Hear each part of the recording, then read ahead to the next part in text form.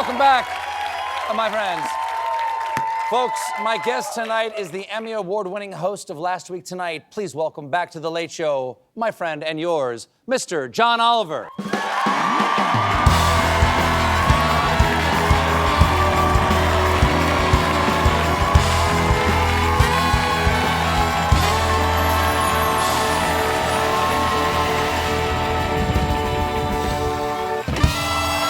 Wow.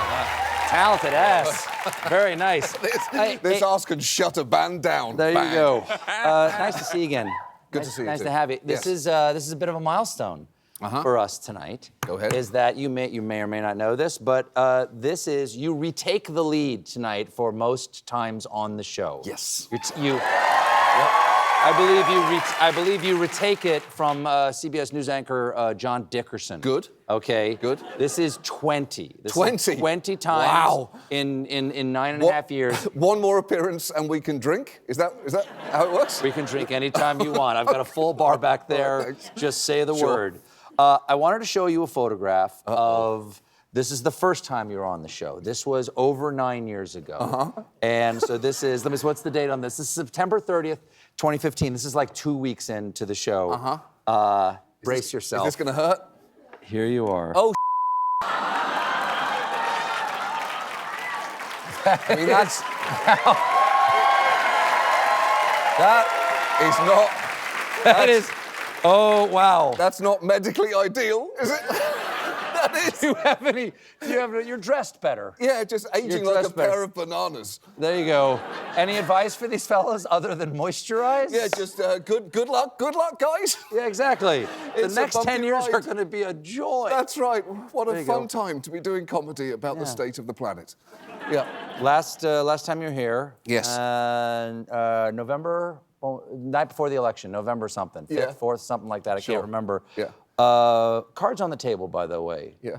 I don't remember anything we talked about because I don't think I was listening to a word you said. You definitely did have a haunted expression.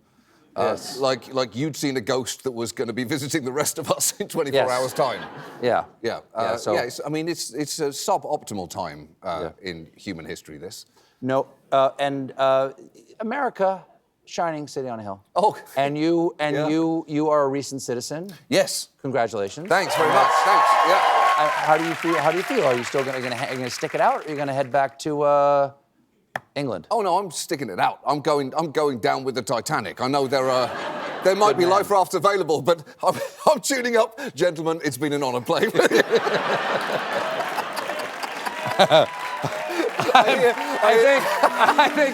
I think I'm the guy who falls and then hits the propeller before he goes in the water. I think that spin. Everyone wants to be that guy. Yes. If you're going down, whoosh off the propeller. Well, okay, so we're, this is 4 weeks. Today is 4 weeks. Yeah. Can't believe it's only 4 weeks, but this is 4 weeks. Anything leap out to you from the first month? I mean, it's.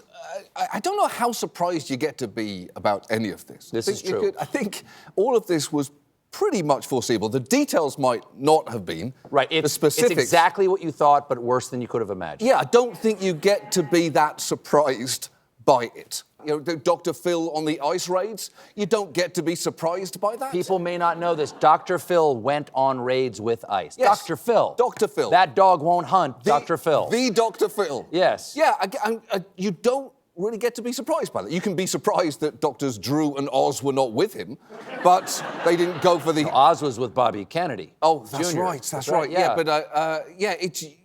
Dr. Phil makes as much sense there as he does in a psychiatrist's office. Yes. Now,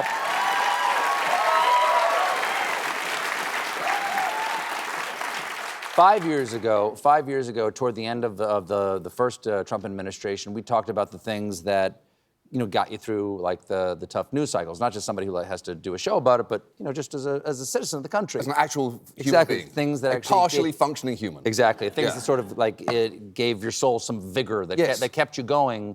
Like some of them last time were the protests at the airports after the Muslim ban. That was a big one. Yes. That's true. And I think that in creating our show last week, I think what we wanted to do was try and contextualize the feelings that people were having right now. And I think what we hit on was the fact there was understandably some eye-rolling of the kind of resistance of 2016. I will say there was a really interesting quote that we used from one of the lawyers inside the DOJ who was fighting some of the travel bans at the time, and he said that seeing people occupy those airports, seeing them protest, was really useful to him in terms of energizing him and also making them feel like they were acting on behalf of the people's will. And he said activism outside our building helped with the activism inside it, and I think that is really important to remember.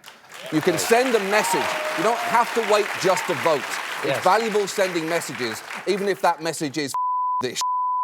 It's sometimes the strongest message to send. We have to take a quick break, and we'll be right back with more John Oliver, everybody. Stick around.